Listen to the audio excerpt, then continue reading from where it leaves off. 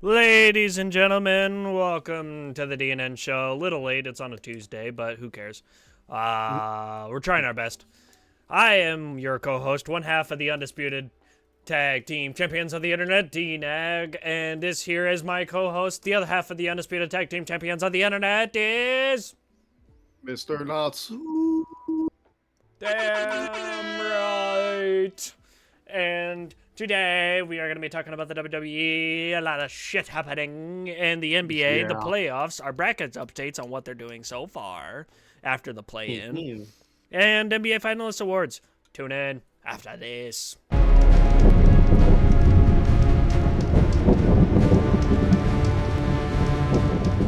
All right. Thank you for tuning in, ladies and gentlemen. Today, Mr. Natsu is going to take head of the WWE news. So what are we talking about first, sir? Today we're going to talk about Becky becoming the champion, Damian Priest tearing Judgment Day apart, Liv Morgan possibly taking Dominic Mysterio and taking over Judgment Day.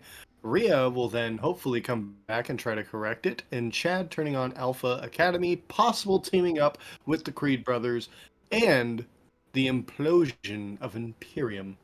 All right. So let's get into the first topic, which is Becky Lynch becoming women's world heavyweight champion. Devin, what are your thoughts on that? I think, to be totally honest, nothing against Becky, but I think they're using her as she's an established superstar, and they needed somebody to take the title for now until things start progressing, and mainly with Liv's character needing more heel progression.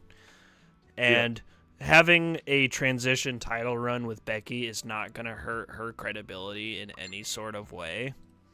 No. Because, like I said, she's already established, she's already good. So having a transition title run's not going to hurt her in any sort. So putting the title on somebody as a superstar and an established star is okay, and it's good. Because putting it on somebody like Nia Jax would have been just, or Chelsea Green would have been just dumb as fuck. Yeah. Having them as transition title for once would not have been good. So it logically, at first I was like, okay, it'd have been dumb. I thought it was dumb that they didn't give it to Liv because of her character run right now, taking everything from Rhea, but her heel run is just starting. So it makes sense for her to take it from Becky at an established pay-per-view event, and then eventually having Rhea come back. So logically, it makes sense. I'm not mad about it, and especially it wouldn't have been good for her. It would have been basically the same thing as her first title run, just getting it, and especially winning it at a battle royale on a Raw wouldn't have been good. Yeah. It'd have been the same thing. So Triple H doesn't miss often. Excuse me. Doesn't often miss on his storyline. So I have full faith in him to make this a good story. All right, now we'll go over to my thoughts on it. I kind of agree with what you said. I think putting it on someone as established already as Becky Lynch is a safe option. It's a fair option because, Rhea's gone. Rhea was obviously a very established women's wrestler, and now we have it on Becky Lynch, who is, like we've stated, is an established women's wrestler. So yeah, I think they made the right move. It might not have gotten the pop maybe the writers were thinking, or maybe the writers just don't really care for the pop when it came to that decision, because I do look at it as more of like a business decision, as we stated earlier, putting it on someone that would be an established women's wrestler. And then the whole thing with Liv Morgan is I do want to see some more heel progression, because I think I told you over text or something of the matter where I know she can do more as a heel, and I'm excited to see where it goes. But right now, it's kind of like it's iffy, and I feel like if they would have put the title on her on Monday Night Raw last night, it just wouldn't have really done anything. It's like, oh yeah, she won the title because she turned heel, and we already know Rhea versus Liv is gonna come. But I do think that she has some time to grow as a heel will be better for the storyline, get some more momentum as a heel, and just kind of explore that whole Liv Morgan and Judgment Day scenario, especially with the second topic, Damian Priest tearing Judgment Day apart by pretty much saying what you said before we started recording. You know, he doesn't need anybody's help, and I know for a fact last night on Monday Night Raw, one of the backstage scenes, he did say that, you know, he was going to handle his business. He doesn't need anybody else to handle his business, and that the rest of them can pretty much handle their business, or they need to handle their business. And I kind of saw that coming, especially when JD came out and tried to interfere with Jey Uso and ended up um, having Damian Priest super kicked. I knew Damian Priest was not going to be happy about that. Because, I mean, for starters, let's take it back to the beginning when JD first entered Judgment Day. Damian Priest was not a fan. But then it comes to my mind of, where was Finn Balor? Yeah, it definitely does seem like he's kind of just in the shadows at this point. Like, it's like, where is Finn Balor? yeah. I didn't notice that the first time around, but I was like, yeah, it does make sense. He's kind of not there. Because what I'm thinking is they're gonna have Finn Balor return at some point. I mean, yeah, I'm not saying he's been gone for years because he hasn't, but it's like I do think we might see a return of the Demon Finn Balor at Backlash after. Because as much as I love Jey Uso, I don't see him taking the title off of Damian just yet. No. So I think what we're gonna see is Damian Priest retaining, and then, you know, maybe Drew comes out or something like that. I don't know, but I do see a Demon Finn Balor versus Damian Priest match for the title at some point, Yeah. and Finn Balor possibly maybe separating himself a little bit from Judgment Day. But, you know, I mean, you never know. It's Finn Balor. He's kind of like the wild card of the group, I would say. You don't really know what he's thinking. You don't really know what he's going to do next. And we all know he has that dark side to him, also known as the demon. Yeah. Um, so I kind of want them to explore that a little bit as a viewer. I want to see what their plans are for like that side of him, if we're going to see that side of him again. Because I mean, when Finn Balor first arrived in NXT and then the main roster, the demon Finn Balor was cream of the crop, you know, like that's what you wanted to see. If we want, I mean, we were fine with seeing Finn Balor, but every match where someone would pull that side out of him, and I mean, I get as to why they stopped, in a sense, milking the cow with it, is because it would have gotten overplayed in a sense. It would have gotten boring and dull. But I think if they were to bring it back now, oh yeah, especially if they built it up perfectly, yeah. Yeah, I agree. So then I will ask you what your thoughts are on Damian Priest and whole Judgment Day scenario. I think I kind of wouldn't mind seeing the whole Liv Morgan taking over the Judgment Day kind of thing, and when Damian Priest comes out, JD, Finn, and Dirty Dom don't know what to do. So they try and find direction because they haven't really been the established leaders. Rhea's always been, and then sometimes Damian Priest. Then maybe Liv Morgan coming in and being like, you guys listen to me now. Like, would make sense. Or I could also see the Judgment... I don't really see the Judgment Day being fully broke down yet because they're still kind of a dominant faction, regardless of whether Damian Priest comes back or not. I would honestly like to see more from more from Dirty Dom, because he's really just kind of there. Yeah. Like, I mean, you could say that for Finn because he's just kind of there, but more so from Dirty Dom. Like, I'd like to maybe see him take action and try to keep them together and do something more important than just being fucking mommy's bitch. Yeah. Like, I get it. She's mommy, yada, yada, yada. But what has he honestly done since joining the Judgment Day? Faced Rey Mysterio a couple times. Fucking won the NXT North American title and then and lost it. then lost it. Yeah. That's But I it. do think they made the right move with that by giving him an NXT title off bat. Yeah, So that way he could kind of build up some establishment. yeah. But since he lost it, he hasn't done jack fucking squat. No. Jack squat, And but it's, lose. and I mean, it's kind of the repeating factor of him facing his father or his father's new faction or his Yeah, father's faction versus his. And then, I mean, with the storyline with Rey Mysterio, how many people are going to turn on this man?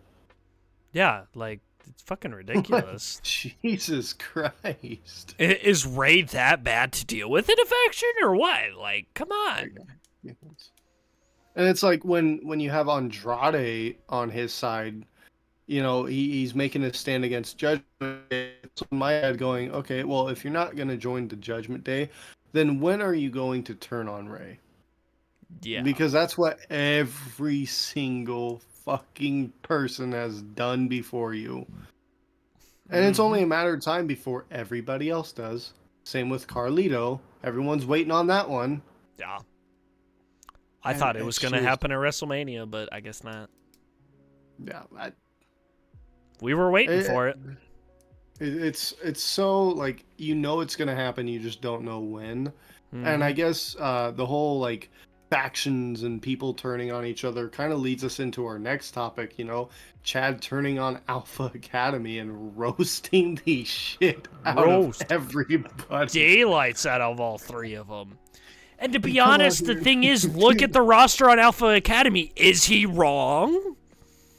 The only one I didn't agree with, and I mean, obviously they're just doing it for, you know, heel development or whatever, but it's the fact that he went at Otis so fucking hard. Like, That one I didn't agree with, but let's not forget, back in the day when it was Tucker and Otis, Heavy Machinery, those two were fucking good, dude. And to this day, Otis is still fucking good. So I think we might see a match versus Chad and Otis. I don't think Otis wins, but we're definitely going to see a side of Otis we have not seen in a while. And it's going to make people remember just who the fuck Otis is. yeah. And so with go ahead. I was to say, because like with that, like you look at Maxine Dupree, has she really done anything since joining the Alpha Academy but be a fucking moron? No. Has what's the other guy's name? I'm drawing a blank. Akira Tozawa. Yeah. Has he really But I mean, done anything in the WWE in general since like being the whole 24/7 shit? I was about to say No. he's kind of got the so let's talk gimmicks, right? So we have Otis. He's, you know, just typical babyface gimmick. Yep. Maxine Dupree is obviously green. You know, she's new. She hasn't really built herself in any way, shape, or form yet. But I do see a bright future when it comes to her. Yeah, hopefully. You know, maybe after this whole Alpha Academy extrusion, or however you pronounce the word. Extrusion. Whatever. But I do think she has a bright future in the company and as a women's wrestler. You know, I'm not saying because I mean we really haven't seen what she can do yet. Yeah, it's been kind of. So it's kind of like I do want her to have some more time in the ring and cutting promos. So maybe after we see her kind of break away from this whole Alpha Academy thing, we get to see more of that. Yeah. And I'm happy for her for that. And then we move on to Akira Tozawa. Like you stated, he hasn't really done much due to the fact that, I mean, yeah, he had the 24/7 title back when that was a thing. And on top of the 24/7 thing, he was just a joke back then. Yeah. It all was a joke. Like, I'm glad that fucking what's her name won the fucking title and then tossed it in the dumpster. Like, R-Truth made R-Truth made that title worth it to watch because it was funny, but once you added so many people into it, I'm glad she threw it in the fucking dumpster and they trashed that title because it was so fucking stupid. Mm-hmm. It got to be so dumb. I mean, I do like the fact they brought it back for a short period. You know, Yeah. it kind of hit the nostalgia a little bit because it was, you know, back in the early 2000s or 1990s or whatever, it was a thing. Yeah. And it was funny to watch because you never knew who was going to gun for it. You never knew who was going to try to pin whoever in a random ass location.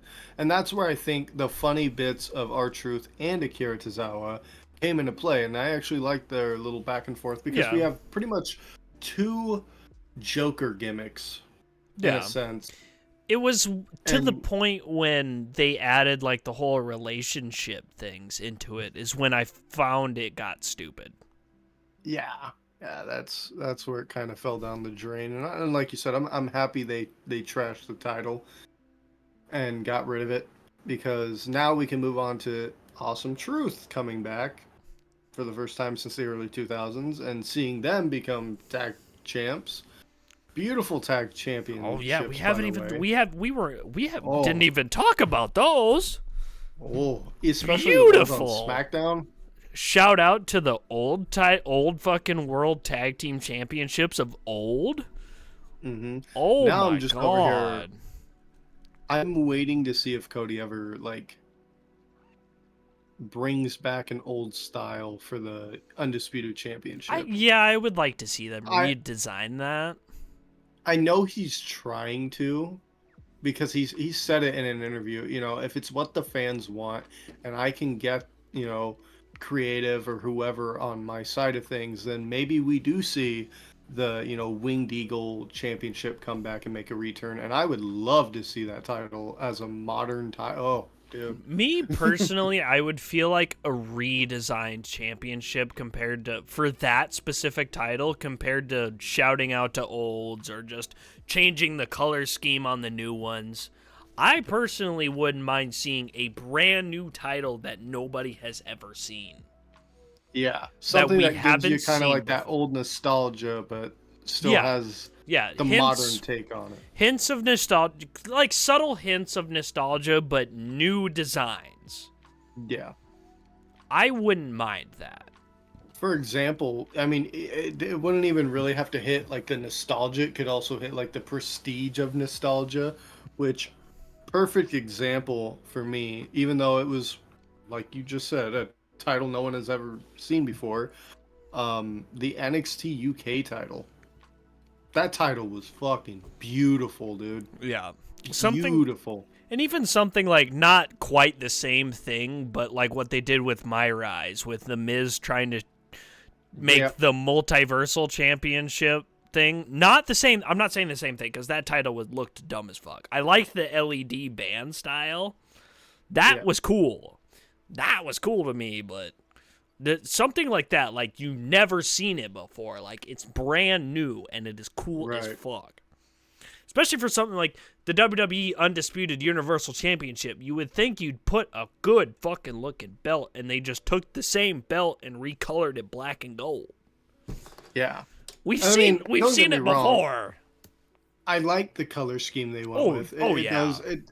It does kind of hit the prestige, especially since Roman held on to it for so long. Oh, yeah. But it's also like, I definitely want to see something new. Yeah. And speaking of like the prestigious title of NXT UK or just, you know, UK wrestling in general, we move on to one of my favorite UK factions, Imperium. And last night, buddy, Ludwig Kaiser. Ludwig Kaiser. Shit. Get it right if you're going to talk about Imperium. I'm sorry. Ludwig Kaiser. Thank you. I put my fucking German bloodline in there for you. Thank you. All right, Irishman. Calm down. Did I go Irish there for a second? No. Saying, I didn't notice it if I did, but I'm over here like I got the German ancestry, fucker. Yeah. And the Irish and the English. But anyway, we saw the implosion of Imperium. Gunther looking pissed, and then pretty much just telling Ludwig to, take care of the problem. Is it really an implosion Imperium more or less eliminating just the Giovanni Vinci? Because I feel like Imperium is going to be fucking Gunther and Ludwig Kaiser. Maybe they go after the tag titles. See, that's what I'm thinking. Or maybe they bring in someone new. Yeah. But then you got to think about who would be joining Imperium, and right now I'm drawing blanks. Yeah, I can't see anybody. So I feel like maybe Gunther and Ludwig Kaiser go after the tag titles. But after winning the Intercontinental, does that almost feel like below Gunther to be a tag titles champ? Yeah, especially with the promo he cut last night where he stated, he's going to go on, win the King of the Ring, become the King of the Ring, and then from there use that momentum to go after a title. And honestly, I see him gunning for either Cody Rhodes' title or the World Heavyweight Championship. Yeah. And this is all coming ahead of the draft. So who knows what's going to happen? Which is why we talk about the Becky Lynch winning the championship. They needed somebody to have the title for the draft. Yeah. And that's something that I had to put in my mind, because I wanted Liv Morgan to win the title, because I feel like she's been done injustice in the WWE, especially under Vince McMahon being control of the title, being control of story, and then now Triple H moving on. I feel like she's done injustice, and she could be a main eventer, but the way they booked her first title run was so bullshit. Yeah. Like, having her, quote, not be as good as the fucking people facing her, but managing to win was dumb as fuck. She won the fucking title. Make her look good, not fucking worse. And that's all it did, is the way Vince McMahon booked her fucking title run made her look worse. Yeah. I mean, so they needed somebody to have the title so they could move on to the draft and maybe things happen. Yeah. I'm over here in my head going, that just reminded me when you kept saying injustice. Let's talk about injustice. We got Kofi Kingston losing his fucking championship belt. The night after WrestleMania? Yeah, the night after WrestleMania. To Brock Lesnar in under 5 seconds. Oh, that was so bullshit. Kidding me? That was so bullshit. I was pissed. I'm not gonna lie. I about quit watching right then and there. Kofi Mania was huge at that point. To lose to Brock Lesnar in 5 seconds, that was so bullshit. Yeah. And I remember back then, everyone was thinking maybe we see Kofi and the New Day go over to the Hurt Business. Mm-hmm. Obviously, it never happened, but I mean, just imagine. Yeah. So moving on, I think we're done talking about WWE for now? Yeah. Yeah. So we're going to talk about the NBA playoffs so far. And the game so far. The records for the game so far. Boston took game 1 in a just very deciding factor so far. But obviously during bench time at the end of the game, it was a 114-90 loss. Miami lost game 1. I'm okay. We don't have Jimmy. We don't have... Tyler Hero had his shot to prove that he's the guy, and he didn't show up. Okay. The Lakers in Denver. I think Denver's got the Lakers match. I think they're gonna sweep. Yeah. I honestly wouldn't be surprised if Denver sweeps the Lakers 4-0. Yeah. Because the Lakers game 2 had a 20-point lead on Denver, and they fucking lost. I saw a meme where it was Stewie Griffin saying, "I need to go to bed now." In a 99 to 101 game with Jamal Murray hitting the game-winning shot. 20-point lead. 20-point lead over Denver, and they still lost. I think it said in the last 5 matchups that LeBron's had against Denver as the Lakers, he's never won. Yeah. He's like 0-5 at this point. Denver lost game 6 in a bad fucking loss. Yeah. Who else am I thinking? I'll pull it up real fast, but the Cavs, I think, won their game. Yeah, Cleveland's leading Magic right now 2-0. Yep. Oh, so they ended up winning today. Yeah.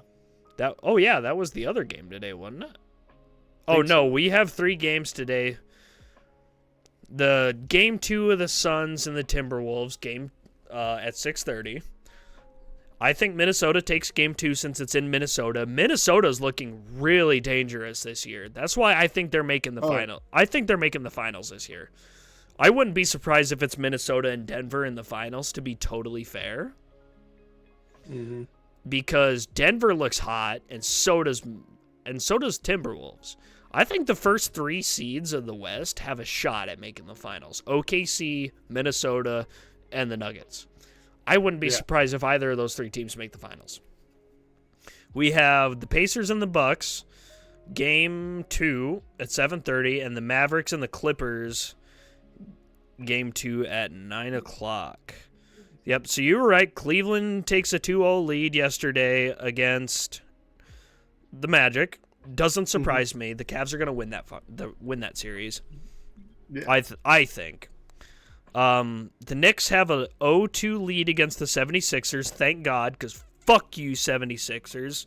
Joel Embiid is not the guy over there because every time he makes the fucking playoffs, he gets fucking hurt. He's like Anthony Davis. He gets injured every time it matters. Mm-hmm. Denver obviously takes a 2-0 lead. And so far, we have the LA Clippers take a 1-0 lead against Dallas in a 101-97 loss on Sunday. Milwaukee has a 1-0 lead against the Pacers, which Damian Lillard scored the most points in Milwaukee Bucks history in the playoffs, I think, in a half. With 35 points in the half, and then he went scoreless in the second half, but they still won. I don't think Milwaukee's going to have a good shot at making the finals this year, considering their coach, but I could be wrong. And Oklahoma City Thunder have the lead over the Pelicans, 1-0. Doesn't surprise me. Mm-hmm. For my just thoughts on the games tonight, I think Minnesota takes game 2 against the Suns, because the Suns aren't looking as good as they should, considering their big 3. And Minnesota's just a dangerous team this year. They are a bad fucking team. They're a bad motherfucker team. They are hot. Yeah. I think the Bucks take game 2. And I think Dallas takes this one tonight against the Clippers. What do you think? I'd have to agree. Okay. Because I think Minnesota beats the Suns in at least 5, maybe 6 games. Yeah. Moving on really quick to our brackets so far, because moving on from the play-in. We both had the wrong team facing the Thunder. Both of us. Because we both thought the Warriors were going to win against the Kings, and they didn't. Which also means possibly the end of the dynasty for the Warriors, missing the playoffs. Crazy. Yeah. Klay Thompson finished that game 0 for 10, Jesus. By the way. You had the Pelicans beating the Lakers, and I had the Lakers beating the Pelicans, so you were wrong and I were right on that one. I'm not keeping record for this. We're just basically seeing how accurate we can get. Yeah. So you had the Lakers facing the Thunder, which is the Pelicans. I had the Warriors facing the Thunder, which is the Pelicans, obviously. We both had the Thunder picked for that. You had the Mavericks. We both have the Mavericks beating the Clippers, which so far 1-0 leads, so you still can't be for sure, but it kind of depends. We'll see. It depends on how far the more these games go on, the more we'll really see who's dangerous and who's not. We both have the Timberwolves facing the Suns, which honestly doesn't look too far off because the Suns have struggled this year compared to having Kevin Durant, Devin Booker, and there's a big 3 there, and I forget who the third guy is. Chris Paul? I think so. Yeah. Chris Paul, Kevin Durant, Devin Booker. Yeah. And we both have the Nuggets beating the Lakers, which really won't surprise me. I wouldn't, like I said, I wouldn't be totally surprised if the Lakers get swept by the Nuggets.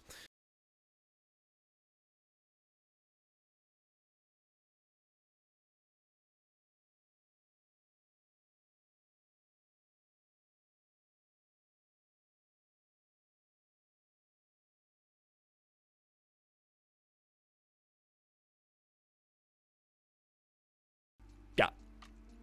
But that's it. I think that's going to do it for this one. Thank you for tuning in. Don't forget to like, comment, subscribe, and turn on the bell notifications because I should be going live tomorrow. I think. I think I might be streaming over on Kick or Twitch. I don't remember. Okay. I should be going live tomorrow. So, thank you for tuning in, ladies and gentlemen. As always, what do we say here on the channel, sir? Stay classy, never trashy. Always.